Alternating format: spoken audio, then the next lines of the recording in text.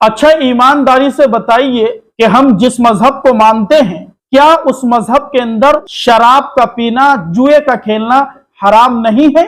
یقیناً حرام ہے، ناجائز ہے، لیکن بڑے افسوس کے ساتھ کہنا پڑتا ہے کہ آج امت کا ایک اچھا خاصا طبقہ شراب پی رہا ہے اور جوا کھیل رہا ہے۔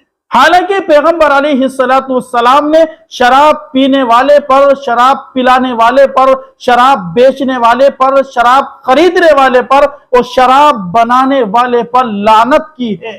آج ایک غیر مسلم ہندو کے یہ کہنے پر مجبور ہے کہ اس ملک کے اندر اگر کوئی قوم سب سے زیادہ شراب پی رہی ہے تو وہ مسلمان قوم ہے۔